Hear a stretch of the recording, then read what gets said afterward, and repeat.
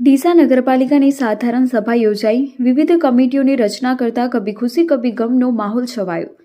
બનાસકાંઠામાં ડીસા નગરપાલિકાની સામાન્ય સભામાં પાલિકાની વિવિધ કમિટીઓના ચેરમેનોની વરણી કરવામાં આવી હતી, જ્યારે બોર્ડમાં ખેડૂતોના હિતને લઈ શહેરમાં લાગુ થનારી ટાઉન પ્લાનિંગ સ્કીમ રદ કરવાનો ઠરાવ કરવામાં આવ્યો હતો. સમિતિઓની રચના બાદ સભાની કાર્યવાહી પૂર્ણ થતાં કમિટી ન મળનાર સભ્યોએ પોતાની નારાજગી દર્શાવી હતી. ડીસા નગરપાલિકાની સામાન્ય સભા અયોધ્યામાં ભગવાન શ્રીરામનું મંદિર નિર્માણ પામતા આભાર પ્રસ્તાવ સાથે શરૂ થઈ હતી.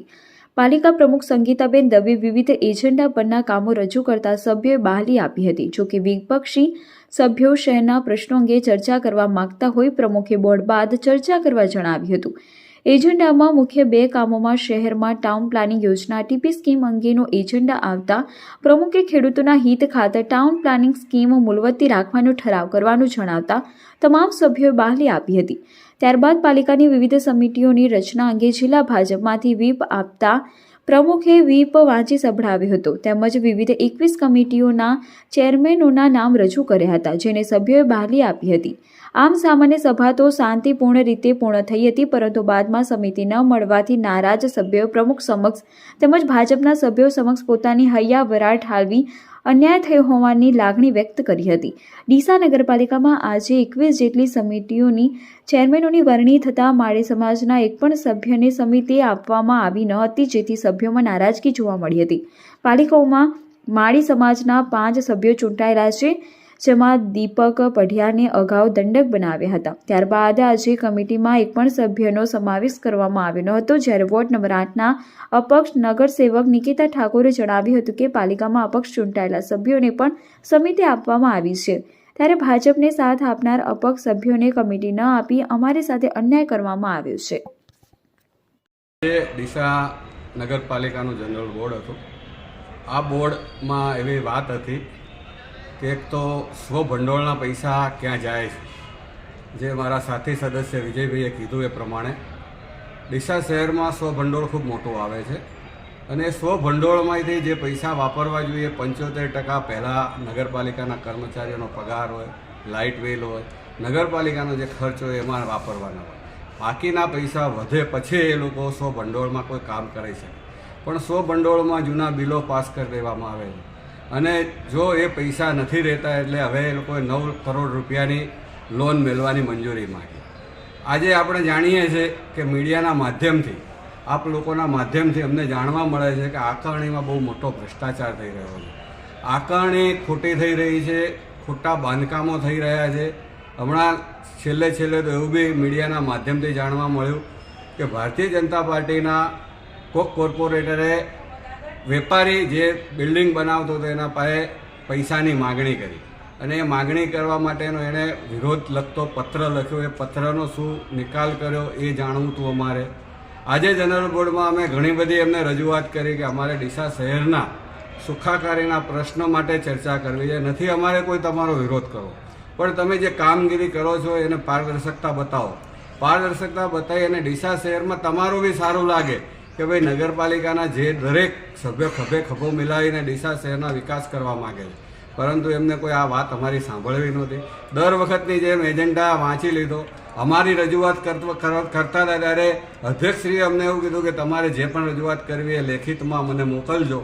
તો પછી આ બોર્ડ બોલાવવાનો કોઈ મતલબ નથી. જો લેખિતમાં જ કરવાની હોય તો સામાન્ય નાગરિક બી લેખિતમાં તો ચર્ચા માટે લેખિત આપી શકે. અમે સદસ્ય છે, અમે લોકોના પ્રતિનિધિ છે.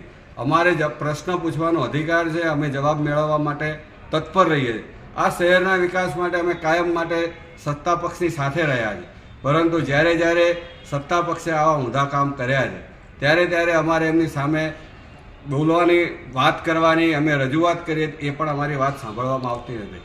માત્ર ને માત્ર ડીસા શહેરના વિકાસને રૂંધવાની વાત અને પોતાના અંદરના જે મતભેદો છે તેને પૂરા કરી અને પોતાનું શાસન ચલાવવાની વાત છે. એટલે અમારી ડીસા શહેરની દરેક મતદાર ભાઈઓને એટલે વિનંતી કે અમારી જે રજૂઆત છે, વિરોધ પક્ષની અમારી રજૂઆત છે, તેને તમે વાંચા આલો અને બને એટલું વોટ્સઅપના માધ્યમથી અમારા સાથ સહકાર આપો એવી અમે અપેક્ષા રાખીએ છીએ.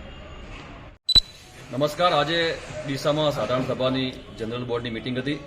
આજે એક વિપક્ષ તરીકે અમે ખૂબ તૈયારી કરીને આવ્યા હતા, પરંતુ દર વખતની જેમ સત્તાધારી પક્ષના જે સત્તાધીશો છે એ પોતાની ખુરશી છોડીને ભાગી જ જતા હોય છે. આજે પણ અમને કીધું કે તમારી સાથે ચર્ચા કરશું, પણ છેલ્લે એ લોકો કંઈ પણ ચર્ચા કર્યા વગર નીકળી ગયા. એ ખૂબ દુઃખદ ઘટના છે.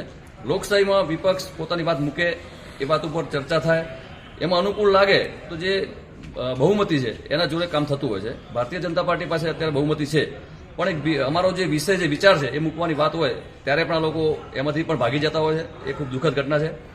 આજના જનરલ બોર્ડના એક એજન્ડાની અંદર 9 કરોડ રૂપિયાની લોન લેવાની વાત છે. ડીસા નગર એ સમૃદ્ધ નગર છે. ડીસાના નાગરિકો સારામાં સારો વેરો ભરે છે. સ્વયં ભંડોળની અંદર ખૂબ મોટી આવક છે, અને છતાંય જો ડીસાના નગરજનો નગરપાલિકાએ લોન લેવી પડતી હોય તો એ ભ્રષ્ટાચારનું મોટું ઉદાહરણ છે. કારણ કે આટલા બધા પૈસા આવે છે, બારોબાર ક્યાં જાય છે એની માહિતી માગીએ ત્યારે કોઈ માહિતી આપતું નથી હોતી. આરટીઆઈ કરતા લોકો છે એમને આરટીઆઈ પણ આપવામાં નથી આવતી. તો આ જે ભ્રષ્ટાચારનું જે મોટામાં મોટું જે મૂળ ઘૂસી ગયા છે ડીસા નગરપાલિકામાં, એ ખરેખર તપાસનો વિષય છે. આ મીડિયાના માધ્યમથી અમે સરકારને કહીએ છીએ કે ભાઈ તમારામાં જો થોડી પણ નિષ્ઠા હોય તો આની તપાસ થવી જોઈએ કે ભાઈ સ્વભંડોળના આટલા કરોડો રૂપિયા જાય છે ક્યાં.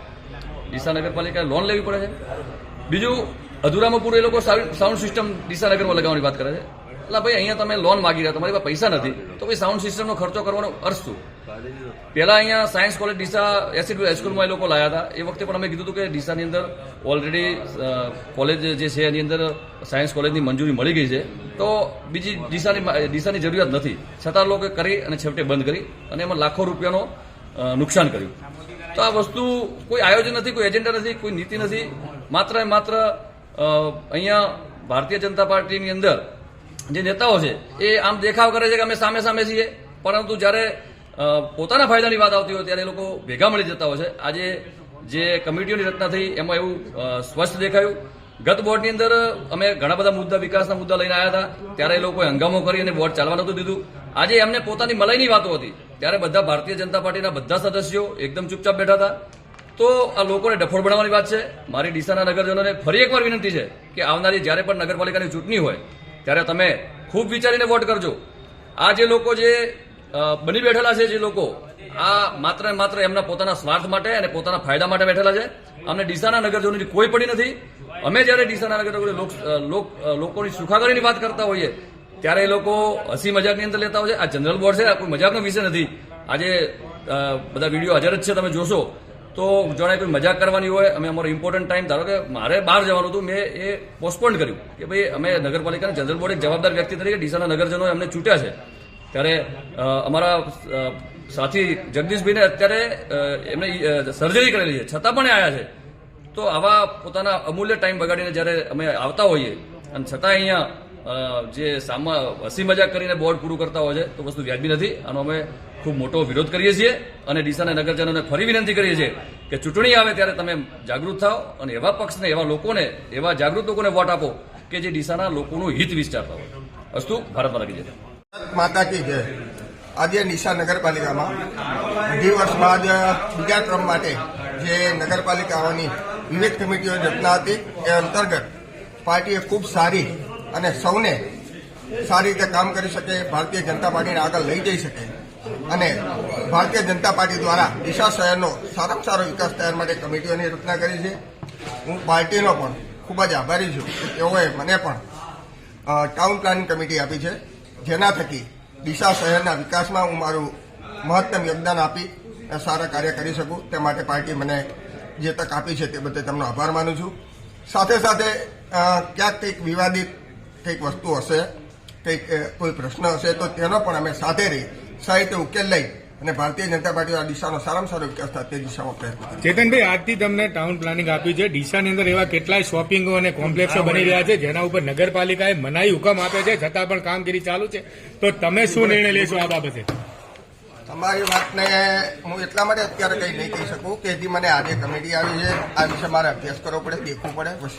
એ દેખી અને ક્યાંય પણ તમને ક્યાંય પણ અન્યાય થાય તો ગમે ત્યારે મને જણાવી શકો છો. અને હું આપને વચન આપું છું કે ભારતીય જનતા પાર્ટી દ્વારા બિલકુલ બિન ભ્રષ્ટાચારી શાસન ચાલશે અને એના માટે અમે એકદમ ભારત માતા કી જય. Thank you. આજની જનરલ સભામાં ડીસાની સુખાકારી માટે અને ડીસાના વિકાસ માટેના કામો લેવામાં આવ્યા અને આજે રોજ સાધારણ સભામાં આગલા એજન્ડાને સ્વીકારીને આગલી કમિટીઓની મુદત પૂર્ણ થતી હોવાથી નવી કમિટીઓની ભારતીય જનતા પાર્ટી દ્વારા રચના કરવામાં આવી.